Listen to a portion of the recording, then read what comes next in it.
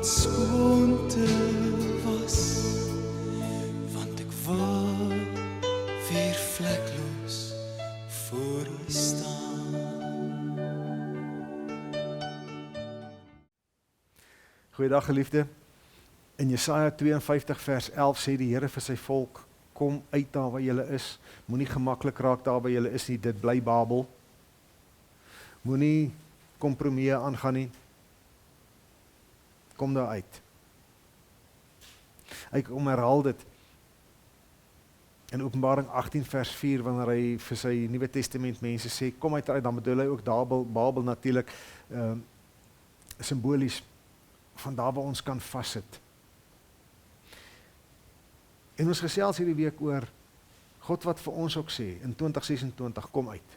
Kom uit daar waar jy is nie goed vir jou nie. En 'n enkele vers vandag, Hebreërs 12 vers 4. Julle het nog nie so teen die sonde weerstand gebied, dat dit vir julle 'n stryd om lewe of dood geword het nie. Is dit nie 'n verskriklike versie nie? Julle het nog nie so teen die sonde weerstand gebied, dat dit vir julle 'n stryd om lewe of dood geword het nie. Hiermee sê God vir ons, kom uit jou sonde uit.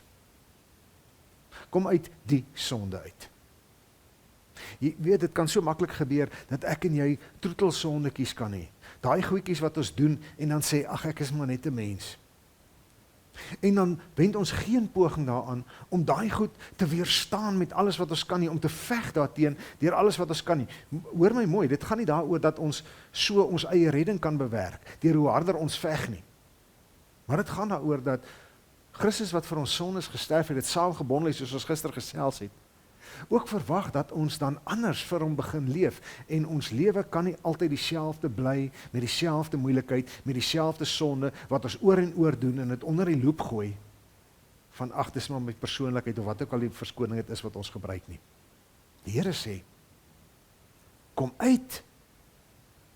In die Ou Testament, in Jesaja 52, moes hy vir sy mense sê, kom daar uit, want dis nie julle plek nie. Ek weet julle daar gewoond geraak, ek weet julle het half thuis gekom daar, julle is nou al hoeveel jaar daar, julle het nou al begin aanvaar wat rondom julle aangaan, julle het nou al begin kompromieë aangaan, op julle beginsels en julle taal en julle geloof en al hierdie dinge, want die omgewing waar julle is, doen dit op 'n sekere manier. Julle het begin om akkommoderend te raak, en ek sê nou vir julle, kom daar uit, julle kan nie daar bly nie, julle is my mense, en dieselfde beginsel geld in Openbaring 18 vers 4. En daarom so van die begin van die tye af, van die Ou Testament, tot aan die einde van die Nuwe Testament, is daar nog steeds hierdie God wat ons sê, kom uit, en hy wil hê ons moet uit ons sonde uitkom. Die Hebreërs skrywer vat dit vas, en hy sê, julle het nog nie so weerstand gebied in die sonde, dat dit vir julle stryd om lewe en dood geword het nie. Het jy al die wapens opgeneem, het jy al jou vuiste gebal, en jou sonde gepak, en daardeur begin stry, of akkommodeer jy te maklik? Is dit te maklik om 'n kompromie aan te gaan? As dit die waarheid is, dan begin ons genade goedkoop maak. Dis hoe genade goedkoop gemaak word. En genade was peperduur. Ons het nou op Goeie Vrydag weer indringend daarna gekyk. Genade was peperduur. Dit het die lewe van die Seun van God gekos. Hoe durf ek en jy dit goedkoop maak? Deur nie weerstand te bied teen ons sonde nie. Ek wil jou oproep, Christenmens, om uit jou sonde uit te kom, deur weerstand te bied, sodat dit vir jou 'n stryd van lewe en dood word. Kom uit jou sonde uit. Shalom.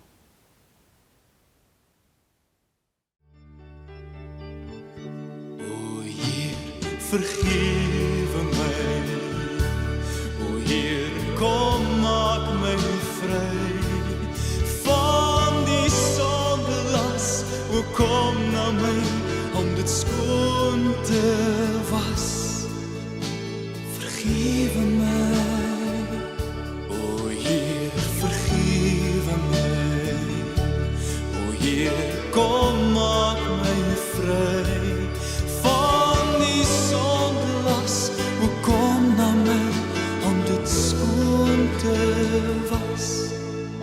Want ek wil weer vlekloos voor U staan.